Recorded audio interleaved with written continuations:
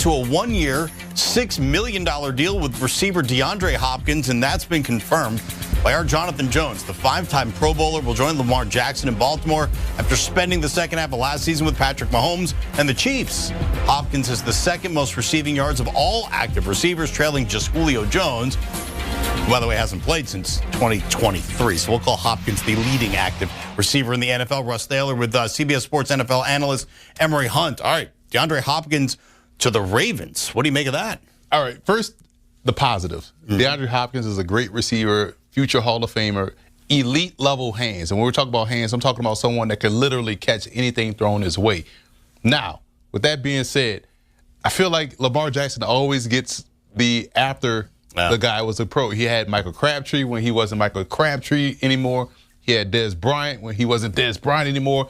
Let's hope what we saw from DeAndre Hopkins in the Super Bowl was an anomaly, and he still has a lot more left to give out there on the field. But for the positive side of things, what that does, it does give Baltimore a legitimate option at receiver to where folks have to focus on. You have to still account for DeAndre Hopkins, which opens things up for Zay Flowers, which opens things up for Rashad Bateman, and opens things up for those tight ends. So if Hopkins can be half of what he has been in his career, this is a net positive for Lamar Jackson and that Ravens passing game. But I just hope this is not a Julio Jones in Philadelphia situation. Those type of receivers that you kind of see on the back end of your career, I don't want to see that for nobody DeAndre wants Hopkins. to see that for anybody, Julio Jones or DeAndre Hopkins. But we'll see how DeAndre Hopkins does in Charm City with the Ravens, a one-year deal for $6 million with Baltimore. That's Emory Hunt. I'm Russ Thaler. More to come on CBS Sports HQ. We're looking towards the NFL draft coming up, and the Philadelphia Eagles, who've lost some key defensive players to free agency. How do they approach the draft? We'll tackle that when we come back on CBS Sports HQ. As of this morning, Will Fries was the top interior offensive lineman left. He'll have a new home with Minnesota. Our lead NFL insider, Jonathan Jones, reporting it's a 5-year, $88 million deal. The Vikings also planning to sign two-time Pro Bowl defensive tackle Javon Hargrave after the 49ers released him. Also shoring up the defensive line with former Commander star Jonathan Allen. Jay Duzeville, Kyle Long joining us now here on HQ. It was a busy day yesterday. We got a lot to talk about. Busy day already today. Let's get to the Vikings in a second, but another big signing coming down early Tuesday morning. That's today, and I don't even know what day it is at this point. For agency, baby. Yeah, that's the way it goes. The Giants plan to sign former Dolphin safety Javon Holland. Jay, just 25 years old. Yeah. Okay, 3 years, $45.3 million. How do you grade this for New York? I grade this as a C-, and it has nothing to do with the player, right? Joe Shane, the GM, came out last year and said he's not paying premium price for non-premium positions. That's why he let Saquon Barkley go. Let's not forget, he had a player that was similar to Javon Holland that was an all-pro this past year, Kyle. And Xavier McKinney, who was the exact same age as Javon Holland. Who would have taken this deal? But they decided to let him go because they felt like he wasn't a premium position. And what did he go? He went to the Green Bay Packers and transformed that secondary. Had about 1,000 interceptions. Literally led for most of the season the league in interceptions and became an all-pro. So to me, again, this has nothing to do with the actual player.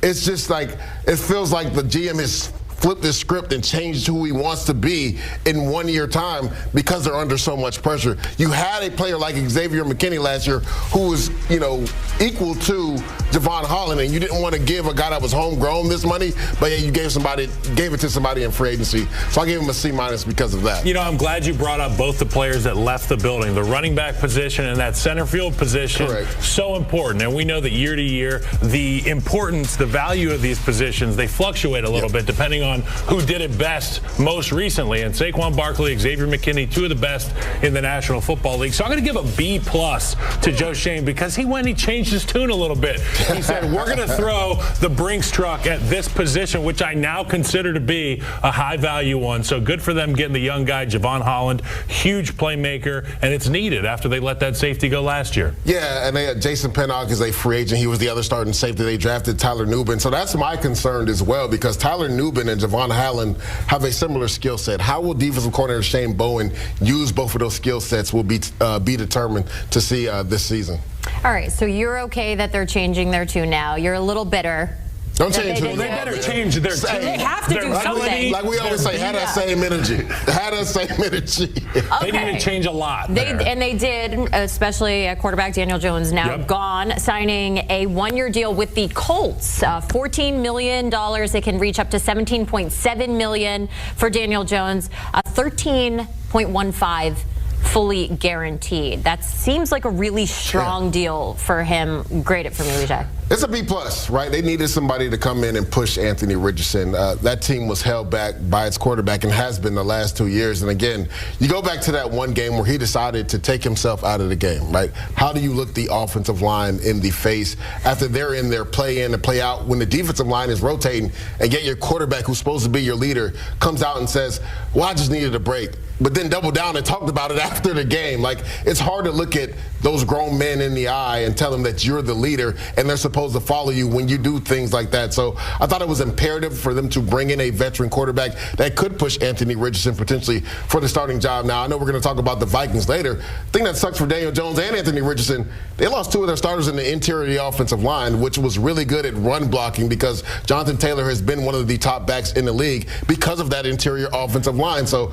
this is a scenario where Daniel Jones was kind of like the same thing with the Giants where he didn't have the protection up front. So it'll be interesting to see what moves the Colts do because they did bring in Daniel Jones to solidify the interior of the offensive line. You know, Daniel Jones, he didn't have the protection, but he had the #1 spot at the quarterback position in New York. Now he goes to Indianapolis.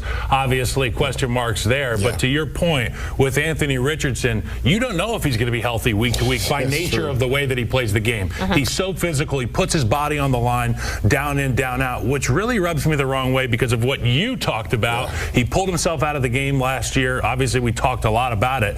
But when you're the quarterback, particularly the most physically gifted guy on the football field like Anthony Richardson is, you cannot take yourself out. Hopefully, Daniel Jones can rub off on him a little bit because if there's anything that Daniel Jones is, it's pretty tough. Yeah, he is. All right, so QB competition there. At this point, who do you think has the edge? If it's got to be Anthony Richardson. Yeah, you took him top 5 in the draft for a reason. He has the edge. Daniel Jones is going to have to go in there and win this job. Okay, we were talking about the Vikings making those big moves.